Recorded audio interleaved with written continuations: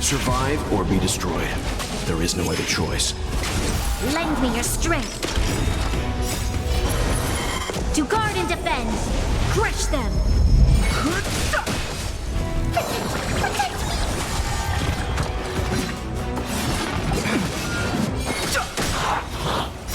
The sanctuary is but a vision. Break!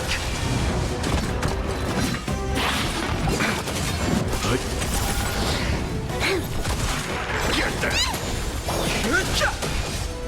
Lend me your strength. Stand down. Get them! Fiends or devils. I'll crush them all! Survive or be destroyed. There is no other choice.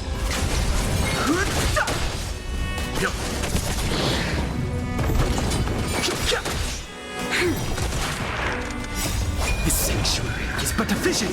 Break! Lend me your strength. To guard and defend. Crush them.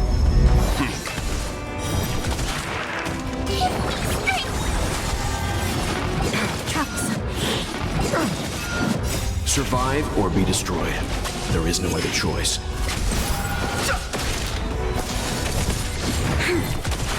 Get there! Lend me your strength. The sanctuary is but a vision. Break!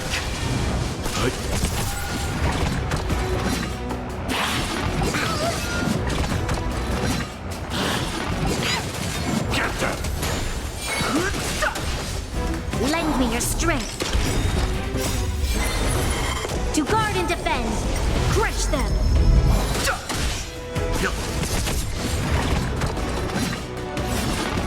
Troublesome. Survive or be destroyed. There is no other choice. Fiends or devils. I'll crush them all! Lend me your strength.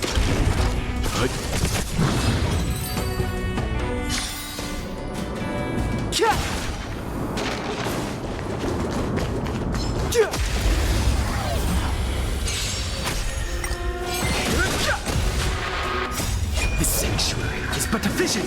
Break! Survive or be destroyed. There is no other choice. To guard and defend. Crush them. Lend me your strength. Get there! Lend me your strength.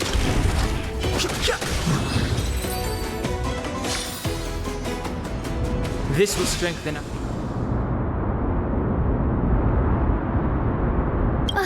Really now? This is way more trouble than I could have asked for. Or you could sit back and watch. I'm kidding, Danny. Lend me a hand, pretty please. All right, now let's get him.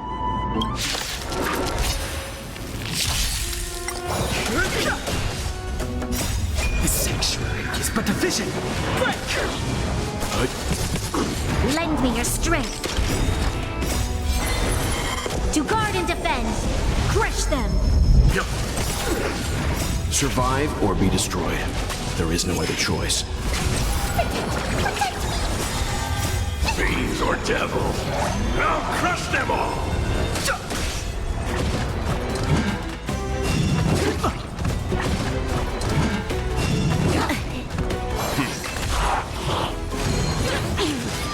Lend me your strength. Get them! Survive or be destroyed. There is no other choice. Lend me your strength. To guard and defend. Crush them. The sanctuary is but a vision. Break!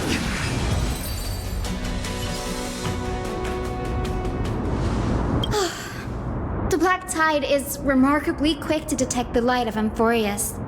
So or rather, the blessings of the Sky Priest in me, might have unknowingly called them to me. Anyway, never mind that for now. Here, you might want to have a look at this. I found it around here and thought it might be of interest to you.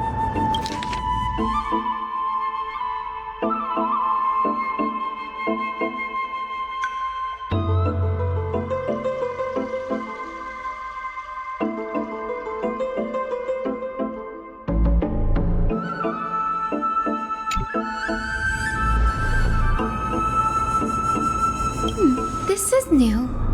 I didn't know Professor Anaxa was researching the sky. He's never mentioned anything about it. Might is an understatement. Anaxa has never been one to venerate the gods, nor has he ever found it within himself to put any faith in the prophecy. People have come to think of him as a heretic, even in a place as liberal as the Grove. Yet, it is also this very Blasphemer that Circe's favors. Fate sure works in mysterious ways. Oh, let me have a look.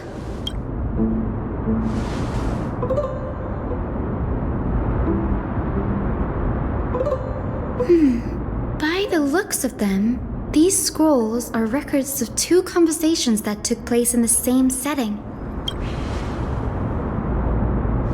Sure, go ahead. The Grove of Epiphany is home to 7 schools of thought. While all 7 schools are founded on the ideologies of Thalesis, the first scholar, each is unique in its own way. Among them, the Venerationists revere and worship the Titans the most. As the sage of the Venerationists, Euthyphro has always been at loggerheads with Anaxa. If we were to place the 7 sages on the scales of Enlighten, Anaxa and Euthyphro would be placed on opposite sides to achieve balance. Nearly everyone in Amphorius has heard the story of the skyships by now. Aquila's stature is loftier than the heavens, and their divine retribution is merciless. That's why it's no use building giant skyfaring ships. Oh, but I do wonder if a supercharged mini Treaty cannon could slip past their watch. Newsporists primarily study the application of alchemy in soul repair. Everyone considers Anaxa a blasphemer, but that has never stopped him from sharing his ideas, no matter how taboo. If you must say that he's hiding something, then it's likely what lies beneath his eye patch. Anaxa often says that every failure brings us one step closer to the truth. Perhaps, to him, the crash of the skyship carries a different interpretation. The firmament is not impenetrable. On the contrary, it was precisely because the skyship represented the first step toward breaking free from the shackles of the earth that it provoked the wrath of the Sky Titan and brought divine punishment upon itself. It's a shame that the majority of the Grove's research on Aquila was headed by the Venerationists. With sacrificial rituals, making up a predominant part of their findings. Discourse about more esoteric subject matters in relation to Aquila dwindled even further after the skyship incident. So much so that even this scroll is completely new to me.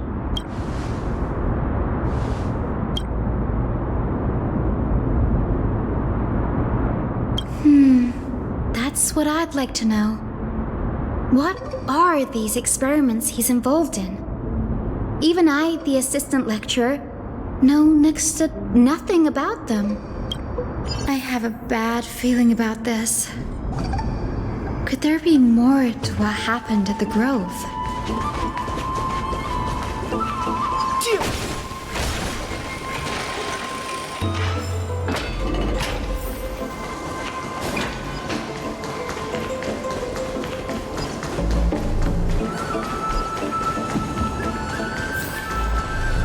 This is the Library of Philia, a place where the Grove stores its collection of tomes. Other than books written by the 7 schools, you can also find philosophical texts, ballads, and religious writings from the Outlands here. Cities that desired to learn from the Grove were apparently expected to contribute knowledge of equal value to what they sought. We've had more than our fair share of hilarious episodes over the years. For instance, it's said that the Erythrocaramists once borrowed a manuscript from a certain author, but ended up returning a copy instead of the original. What's more, the original manuscript was supposedly then hidden here. Nice? No need to hold yourself back, Danny. You can just tell it like it is. Their behavior was no different from bandits. Whew, you've got me there. Some said you couldn't even find a dictionary in Castrum Kremnos, so I guess they were spared. There are too many books in the Library of Philia. Flipping through them all will take too long. Why don't we use the Biblioslate to search for the texts we need? We can bring them back to Akama for reading after that.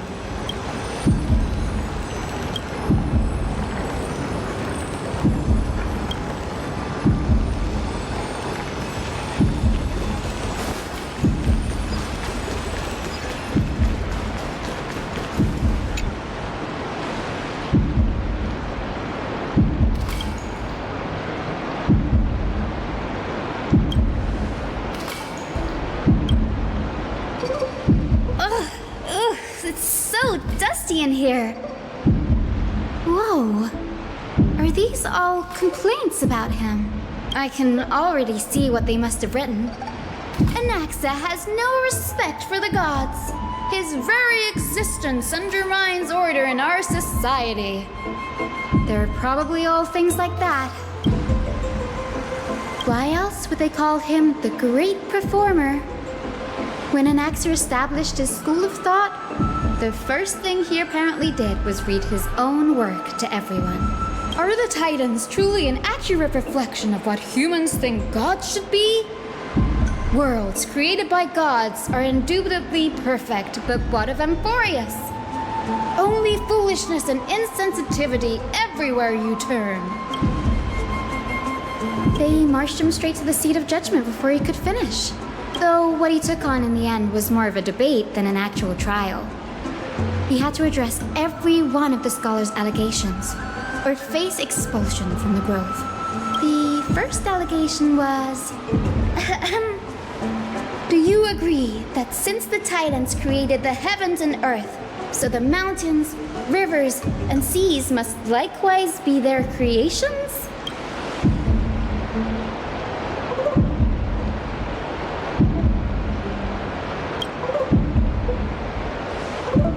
Anaxa said the same thing then. Needless to say, his critics didn't take kindly to his answer, so they followed up with a second allegation. You claim to be studying souls, yet you are, in fact, defiling them and committing acts condemned by the gods. Do you admit it? Anaxa always wears an eye patch, never removing it, even when alone. Some say he used one of his eyes as an alchemical ingredient. Every being in the world owes their safekeeping to Kifili, and this is even more so for the Chrysos heirs who have divine blood coursing through them. If he has really done something of that nature, then it'd indeed be sacrilegious. Thankfully, they had no way to prove it, so it amounted to nothing more than an allegation in the end. One by one, Anaxa engaged in wars of words against those who would challenge him. Toward the end, a scholar asked him, "Anaxagoras, have you any respect for the gods?" It was only after a brief silence that he answered, "I have never denied that titans are meant to be noble constructs." Yes, I'm not sure how that controversy was eventually resolved, but what's for certain at least is that Anaxa was allowed to stay in the grove where he continued his research, despite being regarded as a heretic. By the way, this stack of complaint letters has reminded me of a place in the grove. We may find clues there that aren't on the teleslate. I'm talking about Anaxa's alchemy lab, hidden between the cornerstones. It's a well-kept secret. Among the 7 sages, excluding the nominal chief sage, each has a private sanctuary where they can conduct research undisturbed in their free time. Even the administrators of the Library of Philia are restricted from accessing those places and documenting the sage's research. But with the grove in this state, I'm sure Anaxa won't be mad even if we sneak into the lab for a short while. Right?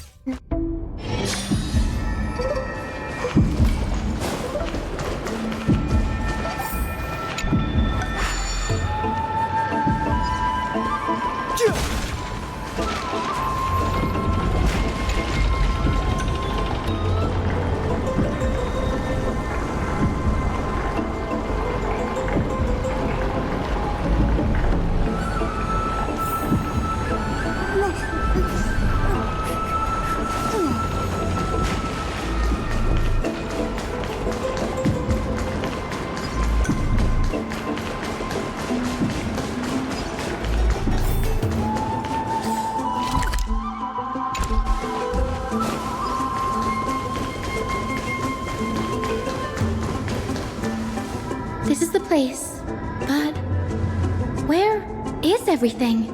Materials for alchemical experiments, matrix diagrams, and even the seal to the lab. They're all gone. Did the black tide destroy it all? No, not even close.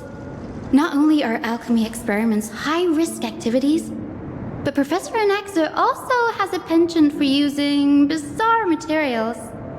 Students often saw him walk in looking right as rain, but come out covered in soot with his hair singed. Naturally, no one dared to come near this place. Huh? That bookshelf over there seems to be the only thing still intact.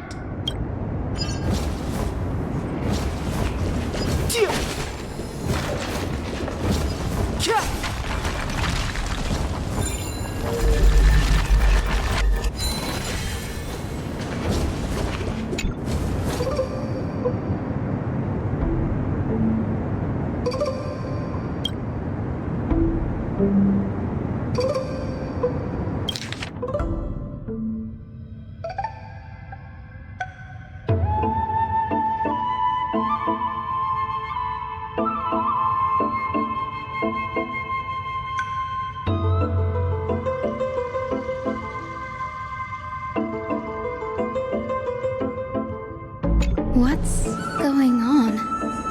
Anaxa is conducting research on our friends in Akama and me?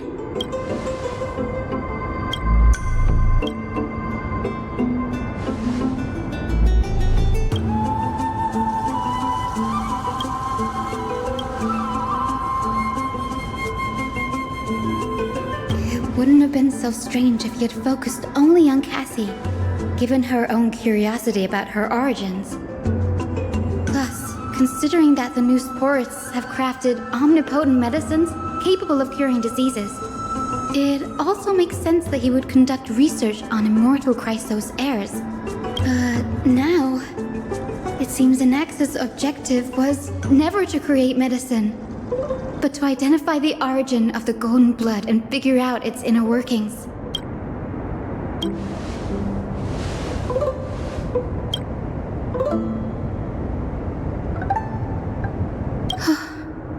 Danny, look at this. I have a bad feeling about this.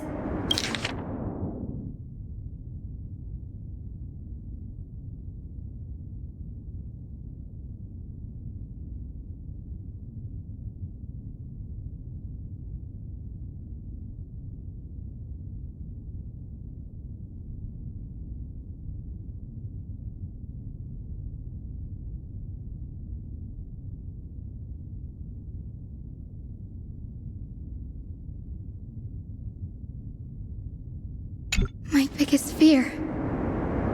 It's come true. After going through his notes, I think I can piece it all together now.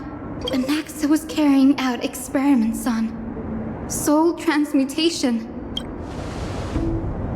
Yes, this is what he was secretly conducting research on. Something he had to keep hidden from others. Compared to his public speeches, this is the real blasphemy. Oh, I just thought of something. Do you remember when the black tide was approaching? The Grove had planned to send Circe's core flame to a safe place. But an accident happened along the way, and Anaxa lost his life in the process? That's right. But what if Professor Anaxa's fusion with the core flame of reason wasn't an accident? Put yourself in his shoes. Knowing that the black tide was closing in and your time was running out, what would you have done? Exactly. When the black tide came, the true reason Anaxa headed to the Luminary Throne was to transmute and fuse himself with the Titan's core flame. No. Judging from how he reacted after the event, the results came as a surprise. Maybe he failed to consider the possibility that Circe's would make a similar decision. The manuscripts detailing all the alchemical formulae have been taken away. His research is still ongoing. Like, what? There's only one Titan left in the world now. No. No way. He's after Kefali. Sir, this sky above us, it's not real, is it? Of course not. This is just an image from a projection device used for educational purposes. A simple trick. The day-night cycle has been lost to this world. So that students like you may still learn about the night sky, astronomers have harnessed the Titan's miraculous power to manipulate the light, projecting the nights of the past here for you. Much like how the sky above the holy city is also illuminated by Kefali's dawn device. So, the skies of Akama are fake too. You mustn't conclude that, Anaxa. You should know that only a child would expose a trick and be proud of it. Often people know more than they let on. They simply choose to feign ignorance because they have no other choice. Then they're just deluding themselves. People believe in Kefali's tale of Genesis, accepting wholesale whatever the priests preach. But we're different. We've already walked out of the firelit cave of ignorance. We have already realized that we live in a world where Titans make the rules. Even when we look at the sky, we're only seeing what they allow us to see. Rather than gazing at this mockery of a night sky fabricated by them for the rest of my life, why shouldn't I be the one to take control of the projection device instead? So much time has passed since you sowed the seeds of doubt in my heart, child. Many a night, I find myself penning down all my theories and wild ideas, only to burn them to ashes when I open my eyes in the day. Why? Because we'll face death by burning if word gets out? As a sage of the Venerationists, my soul has already become inextricably linked to the great tree.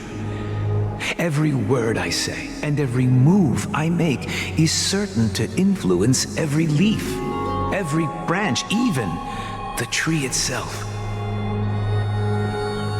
But above all else, my days are numbered. Instinctively, I have my doubts about the golden blood and the human soul, yet I have no means of verifying them. The golden blood in my veins is woefully thin, and I am loath to waste what little time I have left obsessing over a hypothesis that cannot even be proven in the first place. But I can, sir. I can do it for us. The time is right. Give me all that I need, and I shall accomplish this grand feat on your behalf.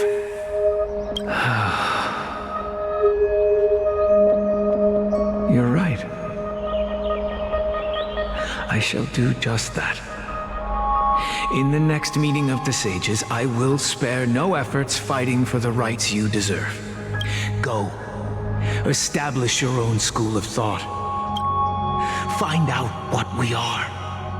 Become the one who conquers the ultimate truths of the world.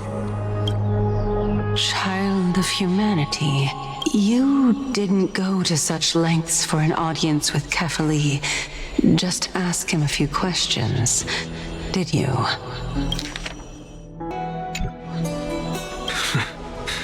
So, you figured it out.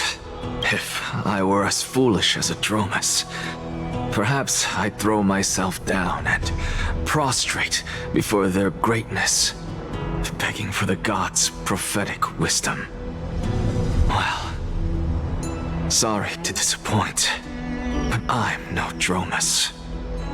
Alas, I am a human, standing tall on 2 feet, possessing both intellect and pride.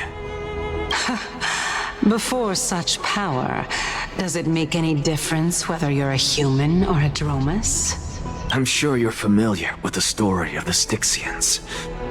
When the raging waves threatened to swallow them, they didn't just give up and become sitting ducks. No. They constructed a dam that kept the roaring tide at bay, chaining down the mad Fagusa. They call me a blasphemer, Circes. But that doesn't mean I deny the existence of gods.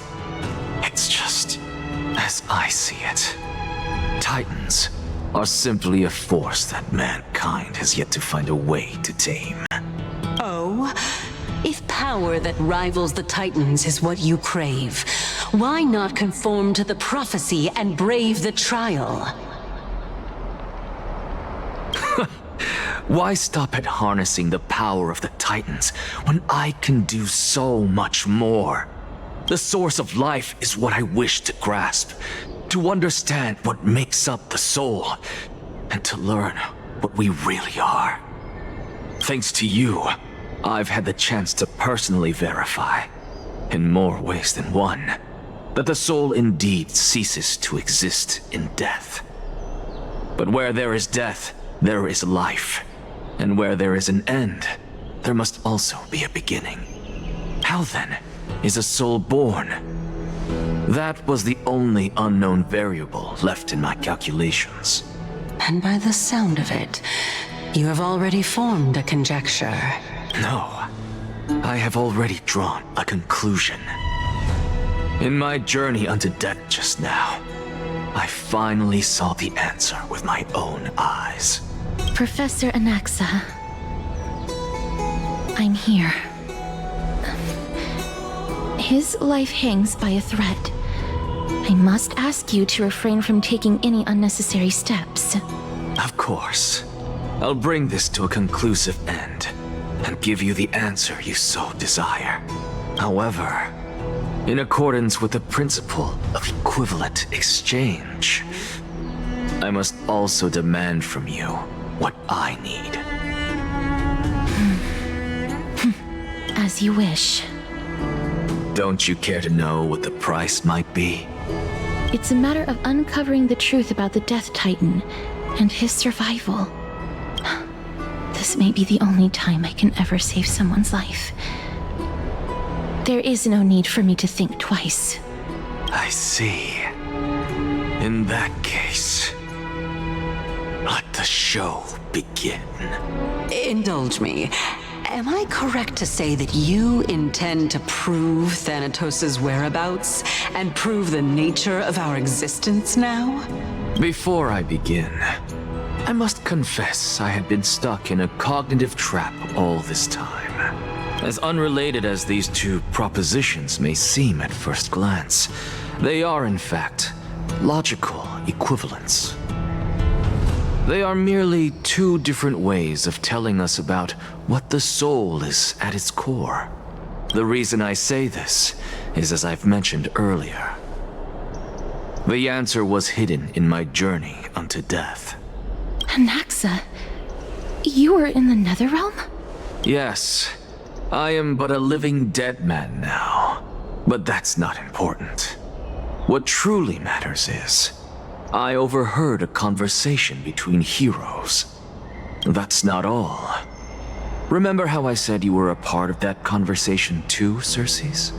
And I've told you that I have no recollection of such an event. That was likely just an illusion conjured up by the mind of a dying man. Of course you would remember, because that wasn't you. That was Calypso, one of the 7 sages of the Grove. Calypso? That's the name I made up on a whim when speaking to this girl. How do you know of it? And surely you jest. Don't you think I, of all people, would know if that were the name of one of the 7 sages under the shade of my tree? Don't you claim to know the Grove's past like the back of your hand? It seems you've lost even the memories seared into your soul. Use your head, Circes. Since all of this took place in the realm of the dead, it stands to reason their likenesses are of souls from the past.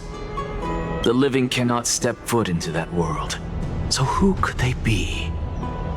Think about Calypso. Why does she share your likeness, yet you have no idea who she is?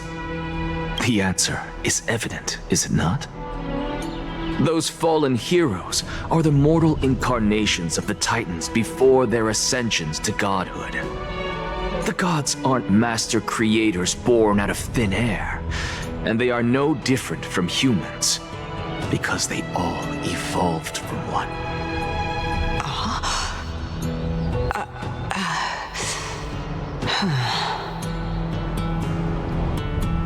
Does this answer disappoint you? Yes, because you've answered nothing. If I truly was once human, as you claim, then where do the children of humanity come from?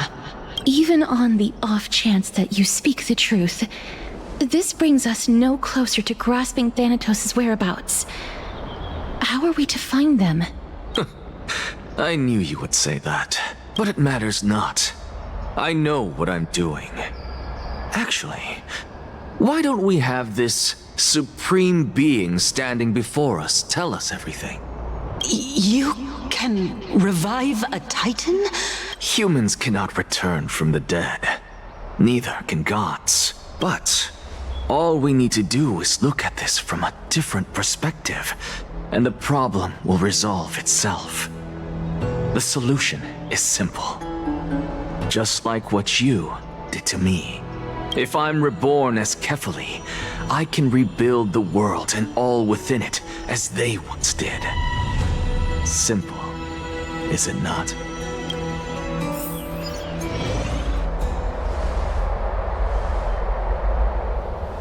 I have news from Hyacinth and Danhung. Anaxa might be trying to do something with Kefali's divine body. Kefali? But what could Anaxa want? Is the Council of Elders going to sit around and let such a sacrilegious act unfold? That is not possible.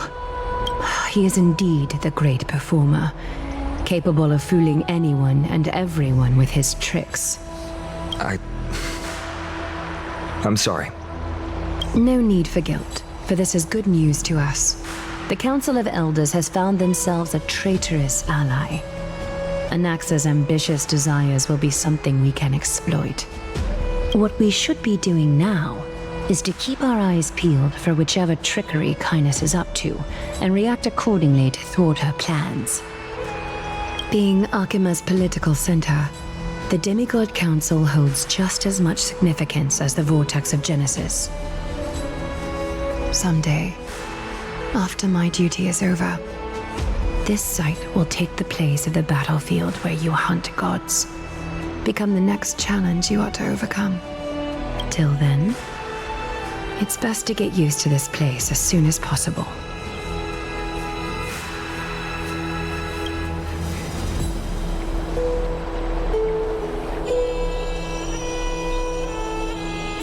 Preposterous! The Christos heirs only have their standing because of the Council of Elders. How dare they trample over it? It's been a while. What is that supposed to mean? Is this really the sort of person that the young lord praised as a ferocious warrior? It has indeed been some time, Lord Krateros. What brings you here in such haste? Shh, keep it down. Be more vigilant. See those duplicitous dogs over there? They do the dirty work for Kindness. I've already ordered my people to hold them back, but we should still lay low. Unless you're itching for a bloody fight to get a workout in. My bad. So, did something happen? Did you hear thunderclaps last night?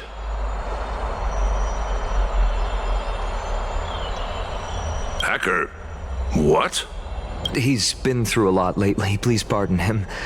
Can you tell us more about these thunderclaps? Thunderclaps are beacon signals of strife. They are a message from the young lord. He threw a spear bearing several words at Akama. Watch out. The Flame Reaver is back. I guessed as much. We didn't actually kill them back at the Kremnos Arena. I figured this is something you would want to know. We Kremnoans never back down from a fight. So if you plan to take that thing down in a battle, reach out to me anytime.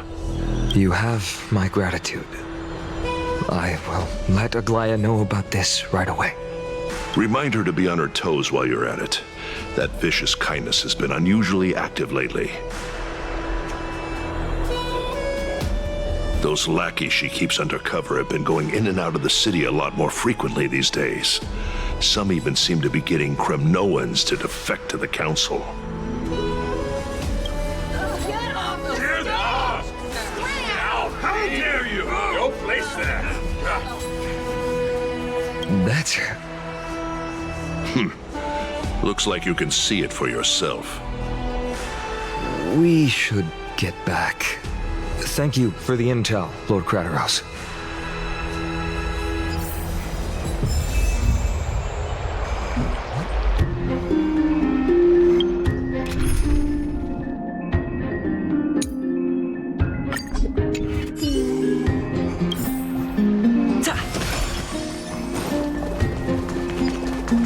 By Kefali into Lenten above, as the Theoros I have observed. Virtuous citizens of Akama, fine Navides, Elysiae, Aglaya, what happened here? I know about the poisonous fangs of that king snake through the golden threads. In the past, I would be confident about keeping her in check, but I admit I am now unable to do so. What do you mean? It is no longer about eloquence or arguments. I have been a demigod for far too long that I hardly have any humanity left. Before I realized it, I have become no different from these hypocrites, no longer capable of relating to the people. This has come a lot sooner than I expected. But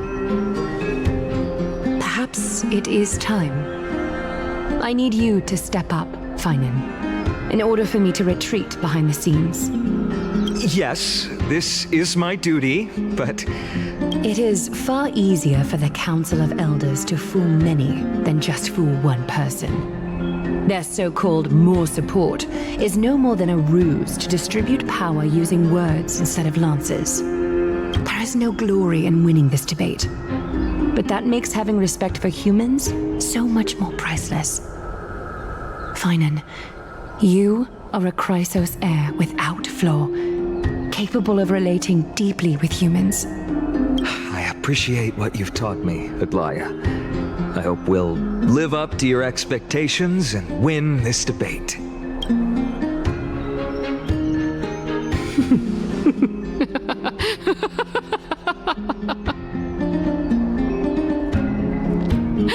Oh, you've done well, Lord Calictus.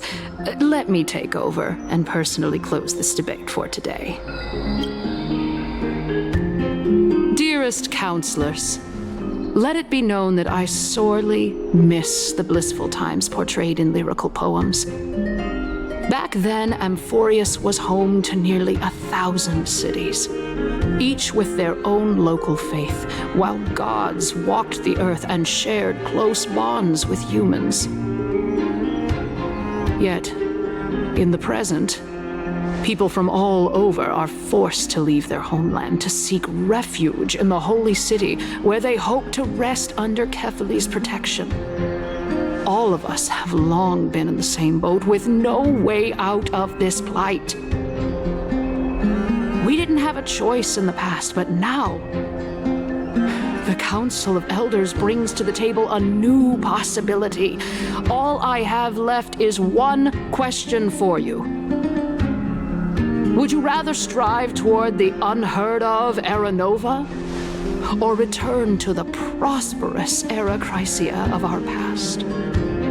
Make your choice. Now, which of the two would lead mortals to an ideal future?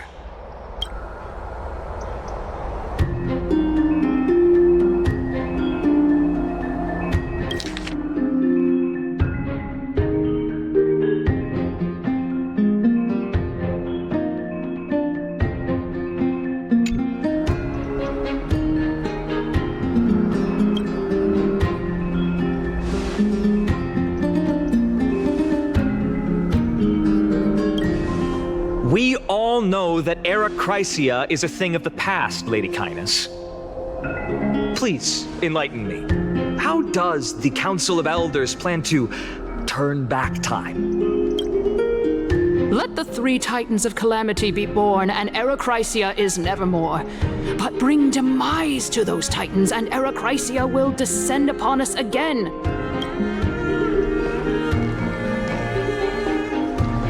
Know that the Council of Elders is never one to make empty promises. Look at who we have on our side. Anaxagoras, one of the Grove's 7 sages, and Castorus, Idonia's goddess of death. With the help of these 2 heroes, I can promise all of you that Era Chrysia will exist once more. Aren't they Chrysos heirs? They're supporting the Council of Elders instead? It's clear from the start that these heroes do not get along well in their group. All the more proof that Aglaya isn't fit to speak on behalf of every Chrysos heir. I am in favor of Era Chrysia. Era Chrysia! Era Chrysia! Era Chrysia! Era Chrysia! Era Chrysia!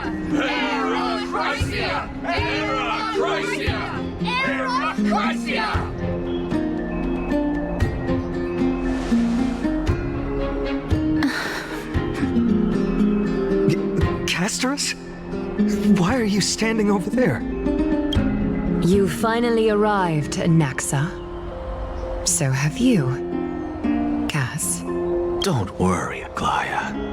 Well, I know that you have many queries.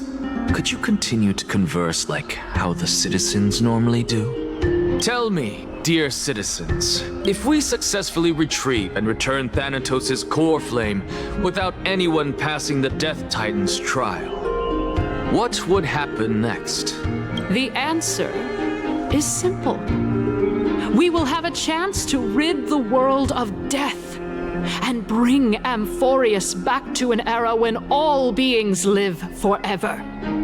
We'll usher in a new future that will be entirely different from the flame chase journey. He's one of the 7 sages. That's impossible. I really don't believe this. Your proposal is much too idealistic. As long as the Black Tide still exists, how can we go back to the old days? Remember what I previously said? Kephale's core flame is guarded by the secret power of the Council of Elders. Plus, Fagusa's water curtain will be able to block out any external perceptions. Tell me, dear citizens, have any of you ever seen even a glimpse of the threat that this person is talking about anywhere within the walls of this majestic holy city?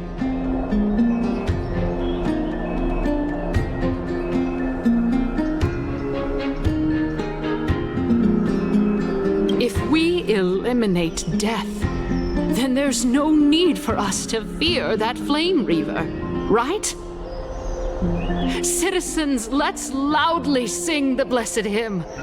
Oh, beautiful old world, where are you now? Oh, legendary Erechrysia, return to the mortal realm. After the destruction of the 3 Titans of Calamity, the Flame Chase journey will have to end. Erechrysia! Yes! Yes! It has to end! It has to end! It has to end! It has to end! This is bad. The masses are now totally riled up. Naxa, pray tell. Everything that you've mentioned hinges on the premise that we can find Thanatos' existence, right? Thank you, Lady Aglaya, for still caring about this city. However, dear citizens, we are truly fortunate and blessed.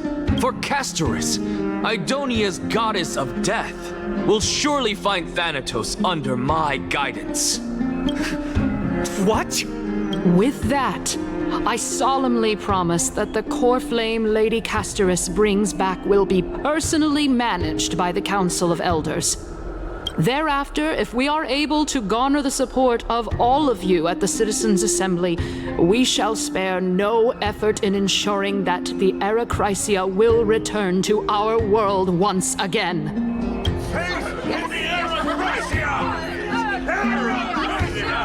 With the balance shattered, the result is clear. By Kephale and Enlighten above, as the Theoros I have observed, Akama has chosen her destiny. The issue up for discussion at this Citizens' Assembly shall be modified to the suspension of the Flame Chase journey. This resolution shall be put up on the Wall of Heroes, such that all citizens are aware of the city's way forward. Aglaya, dear Aglaya. What has caused your heart to soften? You also don't seem to be as quick-witted as before. Wag your tongue as much as you like. Since the Flame Chase journey has been preordained by the prophecy, our failure has never been on the cards. Well then, I guess we'll find out if that's true at the Citizens' Assembly.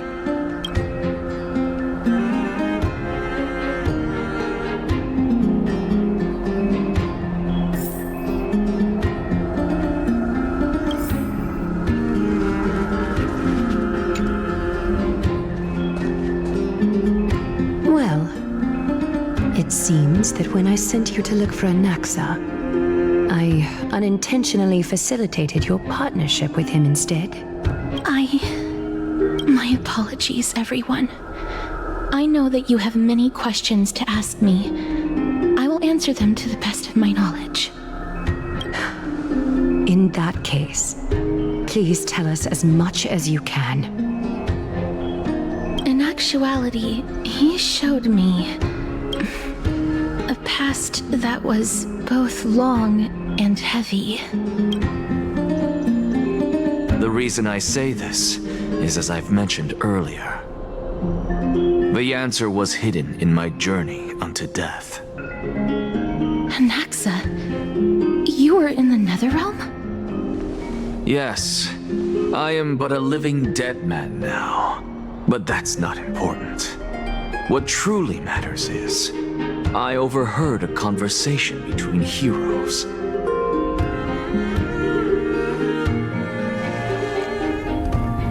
Have you heard of this tale before? A tale about the ocean god's treasured pearl, our hometown. It was a seaside town which enjoyed the ocean breeze and glorious, peaceful times, thanks to the wisdom of its ruling queen. Until one day, an evil dragon descended upon the town. Its wings were large enough to blot out the sun, while its claws were sharp enough to rip the waves apart. It barged into the tall tower and devoured the queen's beloved daughter. It even settled itself in her bedroom like a tyrant king. The queen assembled 300 warriors who managed to subdue the evil dragon by chaining it up. However, when the queen slit open the dragon's belly, she realized that the princess had long since been digested, and all that was left of her was a pile of bones. Devastated, the queen wept for several days. It was then that a devious, smooth-talking scholar arrived at the palace and suggested that the princess could be revived through the use of dragon bone and dragon blood. That liar called this process the secret art of alchemy. The princess was reborn! The queen was overjoyed, blissfully unaware that the evil dragon's soul still lurked within the princess's body. As revenge, the evil dragon swallowed the poor queen, the glib liar, the courageous warriors, and all of the town's innocent civilians in a single gulp. Worse still, the souls of the deceased were refused entry to the Netherrealm because they were filled with regret. Forced to roam the mortal realm, these resentful souls ultimately converged into a river of souls that would not retreat for a long time. The terrifying death had consumed all. Thereafter, our hometown fell into ruin as well. Until...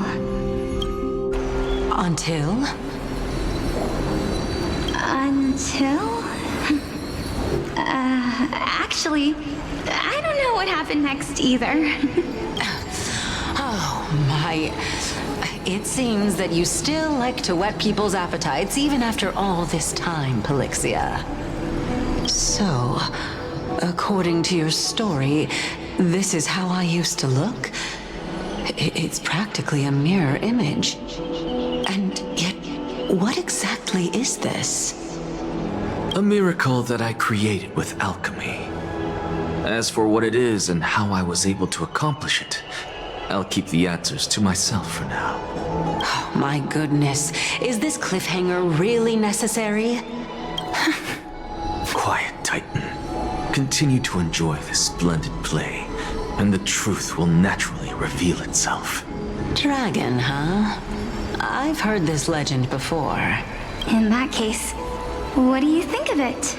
I think that this so-called alchemy was a tenuous analogy added to the story by future generations. After all, you've never heard of a tradition of alchemy in your hometown before, have you? Indeed.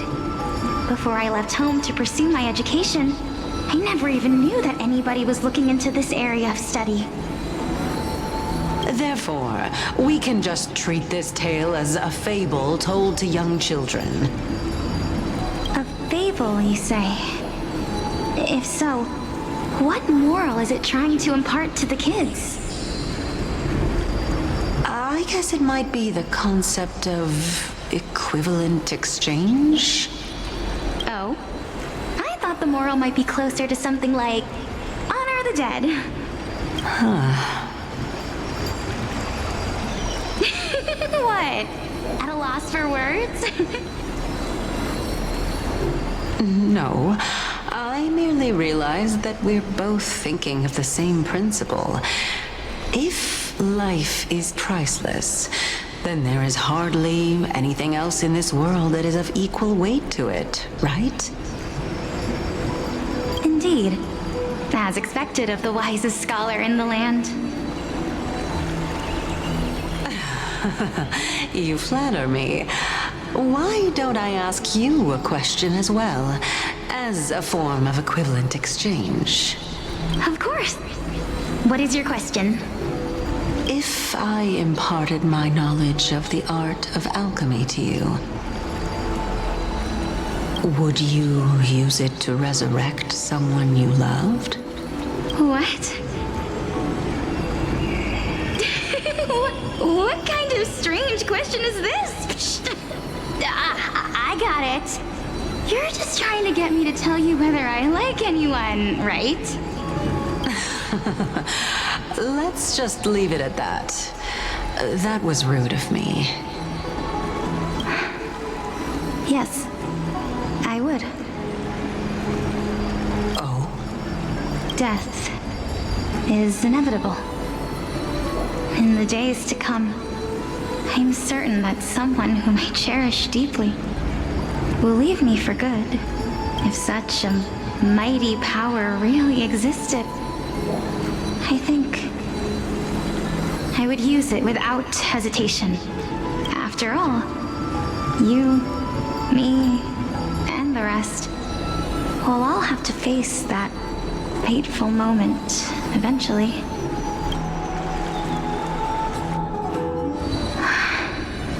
My time is finally here.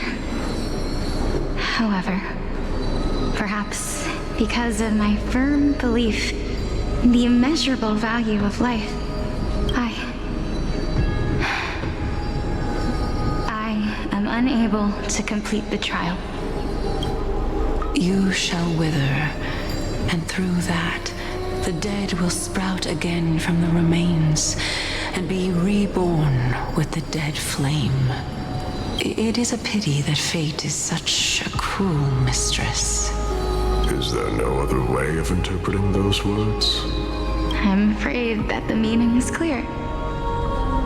Between my sister and me, one must pay the price.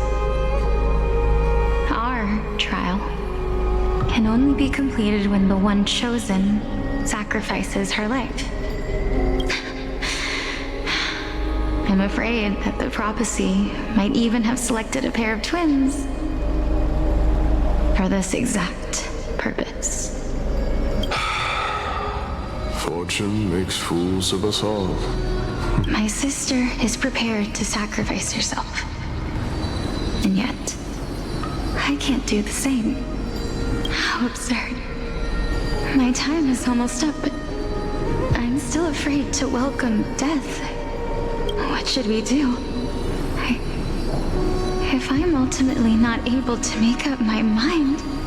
Since Chaos is willing to guide all of us and leave this trial to the end, there is still plenty of time for you to ponder. That's right. Don't allow the fog of an uncertain future to cloud your mind. Trial, prophecy, the topics that they're discussing seem familiar. But these three people must not have left their names in the epics. Otherwise, I would have some recollection of this. Amphorius's history before the Titans were born was complete chaos. Is that not strange by itself? I have long held 3 hypotheses about this. However, let's continue watching for now. Calypso, Polixia, and this warrior. I seem to have met him somewhere before. Regarding this matter, Nias, are you confident that you'll complete your trial? Of course. Though, I am worried about what will happen once I've emerged victorious. Looks like you have made up your mind. Yes, this is the safest course of action. Completely separating courage, honor, tenacity, sacrifice, and reason. You really know how to make things difficult. Please, young lady, witness my fall and demise. Lady Calypso, you shall host the soul-rending ceremony. I do not understand. Why would you dare to sacrifice yourself for a future that you won't get to witness? Because this is our destiny. The power that resides within me is so intense that I will one day be engulfed by it. Furthermore, a valorous death before glorious return has always been the path I chose to walk. A journey I began long ago. If your sister or Chaos were in my position, I believe they would make the same choice as well.